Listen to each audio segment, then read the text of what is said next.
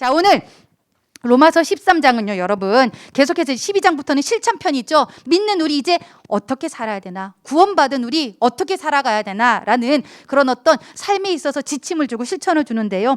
보면은요, 목사님들이 13장에는 그냥 좀 특별한 내용들이 나와요. 사도 바울답지 않이 뭔가 이제 1절에서 보면은 권력에 순종해라 뭐 이런 거예요. 국가 권력에 순종해라 뭐 이런 거죠. 그리고 이제 사도 바울이 평소 하지 않던 피차 사랑의 빛 외에는 지지 말라. 마치 막 요한 사도 같은 그런 얘기도 하고 그러다 보니까요. 13장은 그냥 그렇게 중요하게 다루지지 않고 그냥 넘어갈 때도 많은데요. 목사님한테는 이 13장 11절부터 10절까지가 10대 때, 20대 때 목사님이 뭔가 의지가 약해졌을 때, 목사님이 뭔가 나른해졌을 때, 신앙적으로 뭔가 넘어졌을 때 그때 참 레마의 말씀으로 다가왔던 말씀이에요. 그래서 개인적으로 목사님 개인을 향해서 다시 한번 일어나 이제 그만 자 내가 은혜 받으려고 전하는 거예요 사실은요. 그러면서 같이 여러분과도 동일하게 이 은혜를 나누고 싶어서 아울러 이 로마서 13장에 숨어있는 놀라운 영적 비밀을 함께 나누고자 여러분 이 본문을 선택을 했습니다. 특별히 로마서 13장은요 크게 세 부분으로 나눠집니다. 아까 잠깐 언급했지만 첫 번째 부분은요 하나님께서 세우신 세상적인 권력에 순종하라는 내용이 나옵니다. 심지어 믿지 않는 사람 그리고 우리가 세운 그런 지도자들이 설령 말이야 좀 마음에 들지 않는다도 할지라도 그 지도자를 세우는 거 역사의 주관자는 결국 누구시다? 바로 하나님이시다라는 것입니다. 볼륨 좀만 더 높여주세요, 여러분. 그러니까 여러분이래 내가. 저희원 선생님. 자, 그래가지고요 보면은요. 그러나 그건 있어요. 우리가 잠깐 이거 그냥 짚고 넘어가는 건데요. 목사님, 그러면 히틀러 같은 지도자가 됐을 때 어떻게 해요? 사람 죽이라고 하는 거 그거 어떻게 해야 돼요? 믿는 사람인데 우리가 진짜 하나님 부인하라고 하라면 어떻게 될 거예요? 신앙 저버리라는 그런 걸 강조하는 지도자가 나타났을 때 그 권위에 순종해야 됩니까? 여러분 그거 의문 삼을 수 있죠. 그렇죠? 그런데 이거는 구약 성서에서 여러분 다니엘의 경우를 조금 살펴보셨으면 좋겠어요. 어때요? 신앙을 버리고 주를 부인하고 예배드리지 말라는 그런 어떤 공권력 앞에 다니엘이 어떻게 합니까? 상위법인 하나님의 법을 따르는 것을 볼 수가 있습니다. 세상에 여러분 세우신 그런 리더들을 우리가 그 존중하고 하나님께서 세우셨으니 설령 그가 마음에 들지 않는다 할지라도 그 리더가 행하는 그 모든 것들 가운데에 지난주에 배웠죠? 악을 뭐로 이기라? 선으로 이기라 그랬잖아요. 그렇죠? 오히려 사랑을 베풀면서 순종하고 선한 모습을 통해서 승리하는 것을 보여주는 것이 맞다라고 얘기하는 동시에 오늘 본문에 아주 구체적으로 나오진 않았지만 그것이 설령 그 리더가 행하는 것들이 하나님의 법과 대치됐을 때는 상위법인 하나님을 우선으로 두기를 여러분 앞에 기준을 목사님은 제시를 해드립니다. 그리고 나서 이제 두 번째 부분에는요. 사랑은 율법의 완성임을 다시 한번 강조하고 있어요. 그래서 13장 8절부터는 피차 사랑의 빛 외에는 아무에게도 아무 빚도 지지 말라. 그래서요. 사랑은 결국 어때요? 내가요 갚으려고 하다 보면 또 어떻게 되는 거예요? 그 사람은 나한테 또 사랑의 빚을 지는 거예요. 주거니 받거니 주거니 받거니 하면서 우리 믿는 사람들이 져야 할 빚은 사랑밖에 없다라고 본문이 얘기하고 있어요. 근데 우리가 대부분 무슨 빚을 많이 지죠? 죄악의 빚을 많이 지고 있죠. 그렇죠? 죄를 짓고 아프게 하고 상하게 하고 내가 상처를 받기도 하고 하면서 악으로 우리가 빚을 많이 짓는데 그런 빚은 지지 마라. 우리가 믿는 사람이 해야 될 것은 오직 무슨 빚밖에 없다? 사랑의 빚. 그러나 사랑 아무나 하나요? 우리 힘으로 절대 사랑할 수 없어요. 우리 안에 누가 오셔야지만 예수 그리스도가 오셔야지만 사랑할 수 있어요. 그리고 그분으로 충만할수록 어떻게 될까요, 여러분? 사랑이 흘러가는 거예요. 흘러가는 거예요. 나로 인해서 사랑이 자꾸 흘러가는 거예요. 우리 선생님들 통해서 아니 먼저는 목사님을 통해서 자꾸 사랑이 흘러가다 보면은요. 사랑은 진짜요. 그래요. 꽉 막혀 있지 않고 흘러가다 보면은 내가 또 그 사랑을 받으면 나도 또 흘러가게 되어지는 것이에요. 그러한 원리에서 봤을 때에 목사님도 이 부분이 참 부끄러운 거예요. 와, 내가 더 사랑하면 더 많이 흘려보낼 수 있을 텐데 내가 그 하나님으로 충만하면 더 많이 사랑할 수 있을 텐데 그래서 어때요? 여러분에게 기도 제목을 하나 던지는 거죠. 목사님과 더불어서 우리 주님의 사랑으로 충만해서 그 사랑을 어떻게 하자?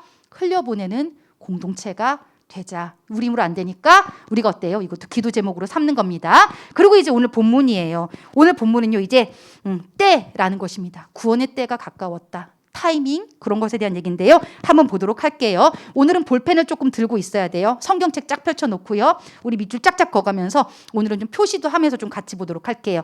11절 또한 너희가 이 시기를 알거니와 시기 동그라미 빡빡 치세요. 시기 여러분, 우리가 살면서요, 시간을 나타내는 것은요, 하나님의 관점으로 봤을 때에 두 가지로 나눕니다. 하나는요, 여러분, 들어보셨나 몰라요. 크로노스라고 들어봤어요? 일상의 시간. 지금 시간은 10시 30분 예배를 드리고 있어요. 이런 거는 크로노스입니다. 그리고 이제, 누구의 생일은요, 지금요, 몇 월 며칠이에요. 이런 것들은요, 일상의 이런 것들은 크로노스예요. 한 가지 더, 우리가 절대 알지 못하는 결정적인 하나님만이 아시는 하나님이 정하신 그런 때가 있습니다. 이거를요 카이로스라고 합니다. 들어봤죠? 카이로스. 이건 언제일까요? 우리는 전혀 알지 못해요. 그러나 우리의 삶 가운데 하나님께서 역사하시는 타이밍, 하나님께서 역사하시는 시간이거든요. 딱 예를 들어서 세진 선생님이 드디어 그를 만났다. 운명의 지금 창정 선생님 지금 그게 바로 뭐예요? 카이로스예요. 언제가 될지는 모르지만 하나님께서 뜻하신 그 시간이에요. 그리고 이제 목사님이 이제 그 하나님 앞에 사명을 다하고 목사님이 하나님 앞에 불려 이제 소천하는 그날, 언제가 될지는 모르지만 그때가 언제인 거예요? 카이로스인 거예요. 그리고 여러분의 삶 가운데 다가오는 타이밍 있죠? 나는 진짜 너무 이 기회를 잡고 싶었는데 진짜 그 기회가 딱 열렸어. 딱 예를 들어가지고 말이야, 가다가 갑자기 길거리 캐스팅 딱 봤는데 너무 예뻐, 너 우리 소속사, 이런 거 있죠? 이런 게 다 뭐예요? 나는 알지 못했지만 결정적인 어떤 기회, 만남, 하나님만이 아시고 하나님만이 정하신 내 인생의 그러한 어떤 변화의 시간, 놀라운 그런 어떤 특별한 시간이 뭐다? 카이로스라는 거예요. 여기서 말하는 너희가 이 시기를 알거니와, 이건 언제다? 카이로스예요.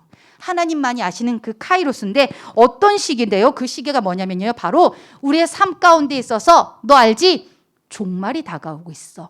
즉 뭐예요? 끝이 있다라는 겁니다. 이 종말 끝에는요 두 가지 의미가 있겠죠. 첫 번째는 우주적 종말이에요.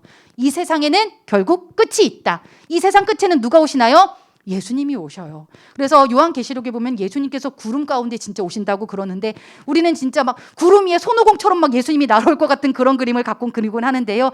그게 아니라 진짜 연기와 더불어서 정말로 하늘에서 이렇게 정말 승천하셔서 나타나신다라고 성경에 기록되어져 있어요. 어쨌거나 그 끝날이 됐을 때는 어떻게 된다? 모두가 심판대 앞에 선다라는 거죠. 우주적 종말. 또 하나는 뭐예요? 개인적으로 모두의 인생에는 끝이 있어요.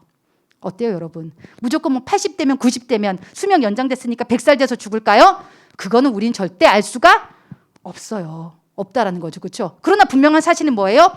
오늘 하루 살고 점점점 우리가 그 시간을 살아갈수록 우리는 뭐와 가까워져요? 삶보다는 이제 죽음과 가까워지고 있다라는 거예요. 어쨌거나 이거는 뭐 팩트죠? 그렇죠? 누가 뭐 이렇게 부인할 수 없이 세상의 종말과 가까워지고 있고 나는 내 인생의 종말과 가까워지고 있어요. 목사님도 눈 떠보니까 깜짝 놀랐어요. 내 마음은 진짜 어제 그런 고백했어요. 우리 선생님도. 내 마음은 20대인데 왜 내가 40대인 거야. 막 부인하고 싶은 이 현실들. 그렇죠? 내 머리에 흰머리가 왜 자꾸 이렇게 늘어나고 있는 거야. 나는 진짜 옛날에 진짜 꽤 달리기를 잘했는데 이제는 뭐 이렇게 막 100m만 해도 막 죽을 것 같아. 뭐예요? 나도 모르는 내 개인적인 삶의 종말과 점점 가까워지고 있다라는 거예요. 그렇죠? 지금 그 얘기를 하고 있는 거예요. 이 시기를 알거니와 이제 너 인생의 끝이 있어. 그렇다면 말이야, 너 삶을 어떻게 살아야 되겠냐고 화두를 탁 던지고 있는 거예요. 어떤 사람이 막 시간을 분석해냈더라고요. 막 80평생을 산다 그러면요, 그중에 대략 한 27, 8년은 잠이래요. 잠으로 자고. 그리고 이제 내가 해야 되는 루틴들을 하는데 대략 또 한 20, 30년을 사용하고, 정말로 의미 있는 가치 있는 일을요 내 평생의 삶 가운데 2년도 채 못 쓴대요. 여러분, 너무 이게 아깝지 않습니까? 살아가는 인생에 있어서 이렇게 내 삶을 뭔가 허비하고 있고 아무렇지도 않게 시간을 보내고 있다라는 것이, 이게 좀 너무 이렇게 살면 안 되겠다는 마음이 들지 않나요? 지금 거기에 대한 우리에게 경각심을 한번 쭉 던지고 있는 거예요. 네 인생에 곧 종말이 올 거야. 그게 꼭 7, 80년 산다라는 보장이 없어. 목사님 주변에도 보니까 진짜 벌써 목사님 지인 중에도 벌써 하늘로 간 친구들이 있어. 뭐 목사님 지인이야. 목사님 제자 중에도 어린 나이에. 야, 이거 가는 데는 정말 순서가 없구나. 우리에게 주어진 시간을 이렇게 함부로 보내면 안 된다라는 거지. 우리가 이 시기를 알거니와 자다가 깰 때가 벌써 되었으니, 자다가 밑줄 쫙 자다가. 이 성경에서 말하는 잠이 상징하는 것은 뭐냐면요, 여러분, 죄악 혹은요 무기력 혹은 죽음이에요. 이 성경 속에서요, 죽음 속에 빠져 있어. 계속 죄 가운데 빠져 있어. 그래서 무기력해. 얘들아, 이제 그만 자. 그러면서 뭐 언제가 됐대요? 깰 때, 동그라미 빡빡. 깰 때가 되었으니. 자, 봐봐. 이제 그만 깰 때가 됐어. 그만 죄 가운데 있어. 그만 죽음 가운데 허우적거려. 그만 무기력해. 그만 그렇게 무가치한 인생 살아. 이제 그만 깰 때 되었어. 이 시기를 알아야 돼. 카이로스의 시기. 그 카이로스의 시기를 알면 우리는 어떻게 해야 될까? 카이로스는 얘들아, 우리가 분별할 수 있어야 돼. 하나님 때다. 이거 놓치면 안 된다. 그쵸? 이거 때야, 때. 그리고 뭐예요? 그 카이로스를 항상 준비해 나갈 수 있어야 돼요. 준비해야 돼요. 미리 대비해야 되는 거예요. 그리고 그 카이로스가 임했을 때는 어떻게 해야 돼요? 순종해야 되는 거예요. 순종해야 되는 거예요. 예전에 여러분 이제 창중 선생님이 군대 갔다가 오는데 이렇게 여러 부서에서 창중 선생님을 막 콜링했어요. 막 우리 부서 교사로 오세요. 우리 부서 핑미 뭐 이랬어요. 우리가 그때였을까요?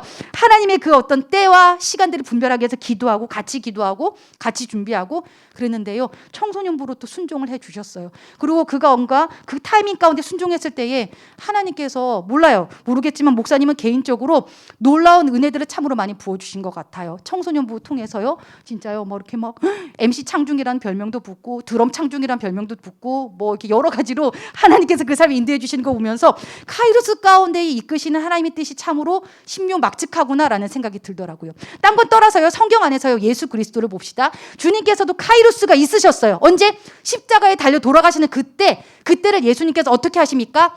기도로 준비하시죠. 겟세마네 동산에 올라가가지고요. 기도도 못하고 어리버리하고 다 졸면 막 나자빠져가는 제자들에게까지 기도를 요청하셨어요. 얘들아, 나 왜 기도해 주겠니? 내 때가 지금 다가오고 있는데 기도해 주겠니? 그러고 나서는 정말요. 땀이 막 핏방울이 되도록 기도를 하셨죠. 그렇죠? 그러면서 처음엔 그렇게 기도하셨어요. 하나님, 이 잔을 옮겨주실 수 있습니까? 지금 뭐예요? 예수님도 그런 기도하셨네요. 나 안 죽으면 안 돼요. 그거셨어요. 그러나 결국 어떻게 하셨어요? 그때가 이름을 보고 순종하시죠. 네, 주님, 그렇다면 말입니다. 결국 이것이 나에게 임해질 거란 말입니다. 그러면 제가 그냥 잘 감당할 수 있도록 도와주십시오. 가겠습니다. 결국에는요, 어때요? 그 십자가 앞에, 그 카이로스 앞에 결국에는 기도로 준비하셨고 순종하시는 모습을 보여주셨다라는 거예요. 여러분의 삶 가운데요, 이제 수많은 카이로스가 다가올 거예요. 분별하셔야 돼요. 이거 진짜 하나님 때가 맞나? 혹은 내 욕심으로 내 생각으로 잡으려는 건 아닌가? 분별하셔야 되고요. 그 카이로스가 언제 다가올지 모르기 때문에 깨어서 여러분 항상요 준비되어져야 돼요. 하나님이 딱 쓰시려고 봤는데 네가 준비가 안 되어지면은요 그때가 비껴가는 거예요. 이거 너무 억울하지 않습니까? 게으르고 널브러져서 흥청망청 살다가 생각 없이 계속 이러고 있다가 내가 너 쓰려고 지금 왔는데 보니까 얘가 준비가 안 되어져 있어? 그럼 어떻게 되는 거예요? 촛대가 옮겨가요. 목사님 그 생각하면은요 안타까워요. 그래가지고 우리 친구들 빨리 깨어있었으면 좋겠다. 아니 그 누구보다도 내가 먼저 더 깨어있어야 되겠다. 하나님 나에게 뭔가 진짜 지금이 때다라고 말씀하셨는데 내가 준비되지 못하면 촛대가 옮겨간다라는 거예요. 그렇죠? 준비되어져야 되고 또 주셨을 때 어때요? 일단 우린 두려워요. 순종이 어려운 그것을 주신다? 대부분 하나님 뜻이 맞아요. 여러분. 그게 뭔가 하나님 뜻과 그리고 내 욕심 선택할 때 기준이 뭡니까? 여러분 보면요. 내가 하고 싶은 것들은 내 뜻일 때는요. 진짜요. 흔쾌히 하고 싶어요. 그렇죠? 그러나 하나님께 허락하신 것들은요. 대부분 보면은요. 그걸 순종하기가 너무 어려워요. 그렇죠. 한번 생각해 보세요. 만약에 진짜 진짜 돈 엄청나게 많은 자리 너 여기로 가자 그러면 아싸 그냥 다 버리고 가고 싶죠. 그렇죠. 근데 반면에 너 이번에 말이야 좀 하나님을 위해서 그 섬기는 자리 좀 주방 섬기는 자리 좀 가주겠니? 맞아요. 그런 거면 어때요? 하나님 저 은사 없는데 어떡하지? 대부분 주저하고 순종이 어려울 거 아니에요. 대부분 그렇게 순종이 어려운 그 자리가 하나님의 뜻인 경우가 대부분이 어떻다? 많다라는 거예요. 눈에 보이는데 좋고 혹하는 것은요. 내 생각일 때가 많고요. 때로는 순종이 어렵고 두렵지만요. 그 길 가운데 하나님이 계신 경우가 많아요. 분별해야겠죠? 그리고 그것을 잘 분별할 수 있도록 기도로 또 준비하고 거기에 맞는 사람으로 내가 지금 부지런히 하나님 뜻을 구하면서요. 대비되어야 돼요. 그리고 그때가 이뤘을 때 뭐 해야 돼요? 아멘. 가겠습니다. 순종하는 거예요. 순종. 이것이 뭐다? 카이로스에 대처하는 우리의 자세라는 거고요. 이렇게 너 이제 그만 자. 그만 자. 깰 때 됐어. 깰 때 됐어. 주님께서 말씀하시면서요. 이는 이제 우리의 구원이 처음보다 가까웠습니다. 12절. 이제는 이제 밤과 낮의 대비가 나오고 있습니다. 잠과 그리고 깨는 사람의 그런 상태를 나타내고 있는데요. 밤은 여러분, 밤으로 속성되는 것은 우리 세모로 표현합시다. 이제 밤, 그리고 낮과 관련된 것은 동그라미로 표현해 봅시다. 뭐가 세모고 뭐가 동그라미인지 한번 여러분 12절부터 14절까지 지금 목사님이 시간 줄 테니까 읽으면서 밤의 속성은 세모, 낮의 속성은 동그라미, 한번 조용히 읽으면서 한번 표시해 볼까요? 시작. 밤이 깊고 낮이 가까웠으니 그러므로 우리가 어둠의 일을 벗고 빛의 갑옷을 입자. 낮에와 같이 단정히 행하고 방탕하거나 술 취하지 말며 음란하거나 호색하지 말며 다투거나 시기하지 말고 오직 주 예수 그리스도로 옷 입고 정욕을 위하여 육신의 일을 도모하지 말라. 자, 다 읽었나요? 땡! 자, 이제 서로에게 보여주세요. 뭐가 동그라미고 뭐가 세모인지 한번 확인해 보시기 바랍니다. 옆에 사람과. 야, 보여줘봐. 했어 안 했어? 했어 안 했어? 자, 보여줬어요? 보여줬어요? 자, 그럼 이제 한번 봅시다. 목사님하고 같이 볼게요. 밤이 뭐예요, 여러분? 세모죠. 낮, 동그라미, 가까웠으니 그러므로 우리가 어둠의 일 뭐예요? 세모 벗고 빛의 갑옷 동그라미. 그러고 있죠, 지금요.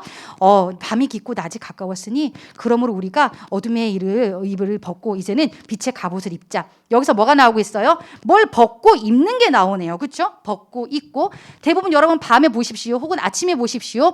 우리가 벗게 되는 옷들은, 의복들은 대부분 어떤 옷들입니까? 냄새가 나거나 입어서 더러워졌거나. 그렇죠?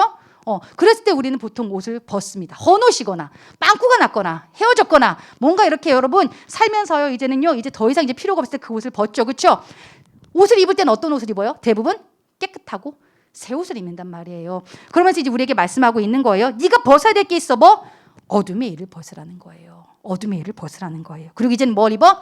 빛의 갑옷을 입어라. 그 빛 대신 바로 누구? 예수 그리스도. 그 다음에 나오죠. 13절에 보면은요 어떤 게 어둠의 일인지 구체적으로 나오고 있습니다. 낮 동그라미, 낮에와 같이 단정히 행하고 여러분이 단정히 행하고라는 것에는요 여러분 세 가지의 뜻이 있어요. 잘 들어보세요. 단정히 행한다라는 게 무엇인가? 첫 번째, 어울리게 행동하라는 겁니다. 이게 무조건 머리 단발로 칼 단발하고 이게 아니라요. 어울리게 행동하라는 건데 어떻게 어울리게? 네가 맡고 있는 그 자리에 어울리게 행동하라는 거예요. 여러분의 자리 지금 뭔가요? 한번 물어볼까요? 지금요? 자, 우리 주원이의 지금 자리는 뭐예요? 본분. 주원이의 본분은 뭐죠? 그치, 학생. 오, 우리 주원이 박수 한번 쳐주세요. 이야, 발표 잘했어요. 여러분. 학생이라는 자리, 그리고 어때요? 또 집에서는 자녀라는 이것이 우리의 본분이에요. 본분. 그렇죠? 우리 선생님들은 어때요? 엄마의 자리, 아빠의 자리, 그리고 직장 상사의 자리, 또 직원으로서의 자리, 그리고 진로를 찾아가는 우리의 모든 자리들이 있어요. 삶의 자리가 있죠. 그렇죠? 그런데 이 단정하게 행한다는 게 뭐다? 그 자리에 맞게 행동하라는 거예요. 자리에 맞게. 여러분 지금 자리에 맞게 지금 떠오르고 있나요? 나 어떻게 행동해야 될까? 나 자리에 맞는 행동들을, 태도들을 내가 지금 취하고 있나? 거기에 대해서 한번 고민해 보시고요. 그리고 두 번째면은요, 예의를 다하다. 예의로운 것을 여러분 단정히 행하다라고 해요. 대부분이 우리가 어떻습니까? 이 세상이 갈수록 무례해져 가고 있죠. 그렇죠? 이게 뭐예요? 어둠의 속성이에요. 무례한 것은 어둠의 속성이고요. 빛의 속성은요. 단정히 행하는 것, 그 안에 예의를 갖춰서 행동하는 것들이 있어요. 근데 정작 우리가 예의를 갖춰야 되는 대상들이 누군지 아십니까? 가장 사랑하는 사람입니다. 그러나 이 자리를 우리가 어때요? 대부분 이 자리를 가장 아프게 하죠. 가장 사랑해야 될 사람들, 가장 예의를 지켜야 될 그 대상들에게 우리는 무례하기 쉽다라는 거예요. 근데 여러분, 내 가족에게, 내 가장 가까운 사람에게 무례하다? 그 사람은 지금요. 빛의 사람으로 살아가고 있지 않다라고 목사님이 쿡 찍어서 얘기할 거예요. 그리고 쿡 찍어서 얘기하는 거에는 사실 목사님을 찌르는 것도 있어요. 나도 보니까요. 내 가족에게 가장 아프게 하고 있고 내 사랑하는 사람들에게 가장 함부로 대할 때가 많더라고요. 그러나 여러분 기억하십시오. 사랑할수록 가까이 있을수록 가족일수록 예의를 지켜줘야 돼요. 단정히 행하다. 더욱더 존중해야 줘야 된다라고 성경은 우리에게 가르쳐주고 있다라는 것이고요. 세 번째는 무엇입니까? 고상하게 행하다라는 뜻이 있습니다. 고상하게. 이거는 교양 있게 이런 거 얘기하는 거 절대 아닙니다. 고상한 건 뭐냐면은요. 진리가 그 속에 있는 거예요. 진리가 있다라는 건 그 반대가 무엇입니까, 여러분? 죄와 멀다라는 거예요. 죄가 싫다. 죄를 떠나보내는 것이 여러분 뭐예요? 진리를 가까이 한 고상하게 행한다라는 거예요. 빛의 속성, 그래서 단정히 행하다. 여러분 지금 뭐라고요? 자리를 지켜, 네 본분 지키라는 거야. 그리고 무례하지 마세요. 주변 사람들에게, 세상 사람들에게, 친구들에게, 아니 가장 가까운 사람에게 무례히 행하지 마십시오. 설령 그가 나를 무례히 대했다 할지라도 하나님, 나는 빛의 사람답게 빛의 갑옷을 입고 행하겠습니다라는 결단이 우리 안에 있어야 된다라는 것입니다. 여러분, 그렇게 해요. 여러분 보니까요, 어둠의 속성들이 나옵니다. 지금 6가지가 열거되고 있는데요. 이건 결국 세 쌍이에요. 쌍으로 움직여요. 방탕하거나 술 취하지 말며. 방탕과 술 취함이 한 쌍입니다. 이 방탕이라는 게 지금 뭐냐면요, 자아 망각 상태입니다. 내 자신을 내려놓은 상태예요. 그러다 보니까 어때요? 이 사람들의 특징은요, 굉장히 무기력하고 중독에 쉽게 빠집니다. 절제하지 못하는 상태에 이르는 것이 뭐다? 방탕이다. 여러분 삶 가운데 지금 절제가 이루어지지 않는 영역이 있나요? 밤새도록 뭔가를 하고 있어. 어둠의 영역이야. 차마 엄마 아빠한테 떳떳하게 말은 못해. 혹은 내가 뭔가 맨날 그거밖에 생각 안 해 지금 막. 그런데 그것이 건전한 영역이 아니야. 그리고 나도 모르게 자꾸만 그러고 있어. 남 흉보는 것도 여러분 중독입니다. 남 뒷담하는 것도요. 그리고 게임도 마찬가지겠지만 여러분 적당히 하는 건 목사님 오케이예요. 근데 뭐든 뭐예요? 우리가 질질 끌려가면 그게 죄가 되는 거예요. 질질 끌려가게 되어지면은요, 그 영역, 나를 질질 끌려가게 만드는 그 방탕하게 하는 것, 그 결과로 어떻게 되어지는 거예요? 술 취한다라고 지금 나오고 있는 거예요. 술 취하는 것이 결국에는요, 내 욕심에 내 미혹에 이끌려가지고 술에 취하는 거예요.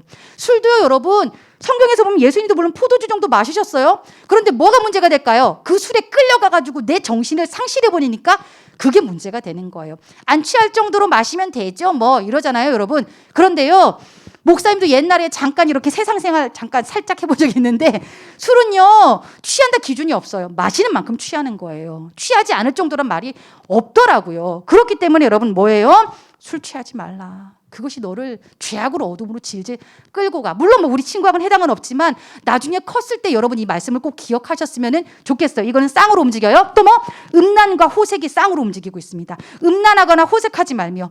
이 세상이 얼마나 악하고 그런지 몰라요, 여러분. 유튜브 좀만 틀면은 여러분 청소년 불가의 그런 어떤 영상들이 너무나도 매체에 많이 노출이 되어져 있어요. 우리가 여러분 그것을 죄를 이길 힘이 없다면요, 피하는 방법밖에는 없어요. 깨어 있어야 됩니다. 깨어 있어야 됩니다. 안 그러면요, 끊임없이 흔들리고요, 그거 한번 노출된 거 잠깐 보는 것이 우리의 영혼에 얼마나 그것이 해악을 끼치는지 몰라요. 그렇기 때문에 이 부분 너네들 이거 조심해 하지 말라라고 얘기를 하고 있고요. 마지막으로 다투거나 시기하지 말고 쌍으로 움직이고 있습니다. 원래 시기라는 단어 자체는요, 여기서 헬라어로 표기될 때에 굉장히 긍정적인 단어입니다. 열심, 열정 이거예요. 그런데 문제는 뭐예요? 다투거나 하고 쌍으로 붙어지면은요, 이거는 굉장히 누군가를 파괴하는 힘을 가진 시기, 누군가를 정말로 미워하는 그러한 단어로 사용된다라는 것입니다. 다투는 건 뭐예요? 어딜 가나 경쟁하려는 사람이 있어요. 그리고 이 세상 문화가 그래요. 뭘 하든 자꾸 비교하고 경쟁을 부추겨요. 우리 선율이도 뭐만 하면 엄마 누가 제일 예뻐? 누가 제일 잘해? 이게 뭐예요? 이게 세상 문화예요. 유치원에서 맨날 이걸 배우고 학원에서 맨날 이걸 배워오는 거예요. 다 예뻐. 그럼 삐져요. 꼭 누구를 선택해야 되는 거예요. 누굴 자꾸 서열을. 심지어 수학과에 가가지고도 누가 더 커 막 이러고 있어요, 여러분. 그런데 이런 문제, 그래가지고 결국 뭐예요? 분열되어져서 공동체가 망가진다라는 게 문제예요. 그런 어떤 서열을 자꾸만 조장하는 다툼 가운데요, 누구는 아프고 누구는 소외당하고 누구는 상실해요. 그래서 그러지 마. 경쟁 자꾸 부추기지 마라고 얘기를 하고 있고요. 시기, 그래가지고 경쟁을 하니까 자꾸 미워지는 거예요. 경쟁을 하다 보니까 그 미움이 커져서 누군가의 영혼을, 무엇보다도 자기 자신의 영혼을 파괴하는 파괴력의 자리까지 가더라라는 것입니다. 14절, 오직 주 예수 그리스도를 옷 입고 정욕을 위하여 육신의 일을 도모하지 말라. 그러기에 우리는 오늘도 무릎 꿇는 거죠. 예수 그리스도로 옷 입어야 되는 거예요. 이 죄의 문제, 굉장히 시간이 좀 많이 지났는데요, 여러분. 이 로마서 13장이 유명해진 것 중에 하나가 뭐냐면요, 예수님께서 돌아가시고 사도들이 다 죽고 나서 문제가 뭐였냐면요, 이 수많은 교리들이요, 막 되게 난잡하게 지금 막 펼쳐져 있었던 거예요. 성경의 교리들이요.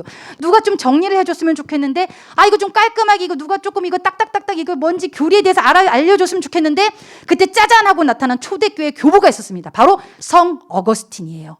여러분, 그 초기 어떤 미술 작품에 보면은요, 거의 AD 한 300~400년 성전에 그 성 어거스틴과 관련된 그림들이 상당히 많이 발견이 되어지는 거 보는데요. 이 대교부학자였던 성 어거스틴의 생애가 어땠냐면요. 생애 초기에 어머니가 기독교인이었어요. 그래가지고 아버지는 이교도였어요. 어머니의 신앙교육을 막 받으면서 그래도 나름 신앙생활 해보려고 하는데 머리가 똑똑해요. 지적인 그런 어떤 학구열이 너무 뛰어난 거야. 그러니까 자꾸 질문을 해. 엄마, 그건 왜 그래요? 엄마, 하나님 왜 그러셨어요? 엄마, 하나님 왜 그러셨어요? 그런데 교회에서 뭐라고 가르칩니까? 야, 그런 건 묻지 말고 믿어! 해버린 거예요. 그런데 이 뭔가 막 생각이 막 호기심 덩어리인 이런 어떤 알기 원하는 지적인 그런 어떤 어거스틴에게 이 기독교가 답이 안 됐던 거예요. 그래서 딱 돌아선 그 종교가 이단 종교인 마니교라는 종교였는데 마니교는 그런 것들에 대해서 질문을 그냥 답을 너무 잘해주는 거예요. 이건 이렇단다. 이건 이렇단다. 그래서요 9년간을 마니교에 심취했을 뿐만 아니라요 그때부터 허랑방탕한 생활을 10대부터 해요. 16살 때부터 정말로요 엄청난 범죄들을 많이 저지르기 시작합니다. 16살이면 중3이잖아. 그치? 중3 한번 손 들어볼래요 여러분? 중3 지금 오늘 여기 오늘 예, 우리 주희가 있네요. 진짜요 주희 친구인데 벌써 이렇게 동거를 했어요. 우와 장난 아니죠, 그렇죠? 진짜로 실제로 그랬어요. 성적으로 문란한 삶을 살았을 뿐만 아니라 음란한 생활, 쾌락을 유지하는 그런 모든 생활들을 세상적으로 악하다라는 걸 그 시기에 야, 뭐 머리만 똑똑한 줄 알았더니 그렇게까지 죄로도 뛰어났던 거예요. 그렇게 평생을 사는데 뒤에서 엄마 모니카가 계속 기도를 하는 거죠. 하나님, 우리 어거스틴 좀 만나주세요. 쟤 좀 변화시켜주세요. 그러다가요 하나님의 은혜였을까요? 한 29살쯤 되었을 때에 마니교의 주교였던 파우스트라고 들어보셨습니까? 여러분 파우스트랑 만나서요 맞짱을 떠요. 밤새 이렇게 교리 토론을 하는데 파우스트와의 그 대화를 통해서 마니교엔 진리가 없다가 딱 도달을 해버린 거예요. 그러다 또다시 방황하던 중에 엄마가 야 로마가 이제 밀라노에 이제 그때는 이제 한창 이제 국교로 인정이 됐어요. 기독교가 국교로 인정되어지고 암브로시우스라는 엄청난 설교 목사님이 계신데 목사님 한번 만나봐라. 웬일입니까? 목사님 만난 그 순간에요. 본인이 평생 동안 그 의문을 가졌던 말씀들에 대해서 해답을 얻었어요. 말씀이 너무 재미있는 거예요. 그때부터 맨날 말씀 가운데 예배 가운데 2년을 살아요. 근데 문제가 뭐였냐면요. 2년 동안 말씀이 그렇게 달게 느껴지고 예배가 너무 신나는데도 불구하고요. 자신의 죄 문제가 해결이 안 되더라는 거예요. 똑같이 그 기간에도 음란의 죄를 짓고 똑같이 그 기간에도 역시나 방탕하고 허랑하고 그리고 막 세상적으로 그 모든 가치관이 안 지워지더라는 거예요. 그래서 어거스틴이 고백론 8장에 그런 고백을 합니다. 언제까지입니까? 내일 왜 자꾸 나는 말씀이 들리는데도 불구하고 왜 나는 안 고쳐집니까? 이 죄의 습성 하나님 어떻게 하실 겁니까? 내가 미치겠습니다. 그러면서요 본인의 죄의 문제 때문에 막 가슴을 막 치면서요 엉엉 울어요. 그런데 그때 동네에서 아이들의 노랫소리가 들리는 거죠. 어떤 꼬맹이가 톨레레게 라는 그런 단어를 외우면서요 노래를 부르더래요. 톨레레게 라틴어로요 집어 읽어라, 들어 읽어라 그런 말이에요. 그 노랫소리가 희미하게 들리면서 뭐지? 하고 그래가지고 성경책이 딱 앞에 있어서 성경을 딱 들어서요 그러면은 제가 읽겠습니다. 지금 제가 저 소리가 자꾸 들리니까 하고 딱 펼쳤는데 그 구절이 여러분이 오늘 읽은 로마서 13장 11절에서부터 14절까지 말씀이에요. 하나님께서 성령께서 강력하게 펀치를 펑 날리시죠. 어거스틴 그만 자! 깨어라. 어둠의 것을 버리고 이제는 빛의 갑옷을 입어. 예수로 말미암아 살아. 너 더 이상 어둠의 자식으로 살지 마. 그토록 내가 뭘 벗어야 되는지 모르고 뭘 입어야 되는지 몰랐던 어거스틴이요. 말씀 많이 봤을 텐데도 불구하고 카이로스. 그가 간절히 바라고 간절히 기도하고 간절히 눈물 흘린 까닭에 하나님께서 이 성경 말씀을 통해서 그의 생애를 완전히 바꿔주십니다. 그 어거스틴이요 엄청난 저서들을 써내면서요 기독교의 그런 어떤 교리를 집대성해버려요. 자자자자자자자자. 그러면서요 정말로 그러한 삶을 결국에는 살아내게 이르죠. 여러분. 그래서 오늘 이 13장을 여러분에게 읊어주고 싶었어요. 우리 11절부터 14절까지 우리 한 번만 더 읽어보고 우리 마무리하도록 하겠습니다. 시작. 또한 너희가 이 시기를 알거니와 자다가 깰 때가 벌써 되었으니 이는 이제 우리의 구원이 처음 믿을 때보다 가까웠습니다. 밤이 깊고 낮이 가까웠으니 그러므로 우리가 어둠의 일을 벗고 빛의 갑옷을 입자. 낮에와 같이 단정히 행하고 방탕하거나 술 취하지 말며 음란하거나 호색하지 말며 다투거나 시기하지 말고 오직 주 예수 그리스도를 옷 입고 정욕을 취하여 육신의 일을 도모하지 말라. 아멘. 이 시간 같이 기도하시겠습니다, 여러분.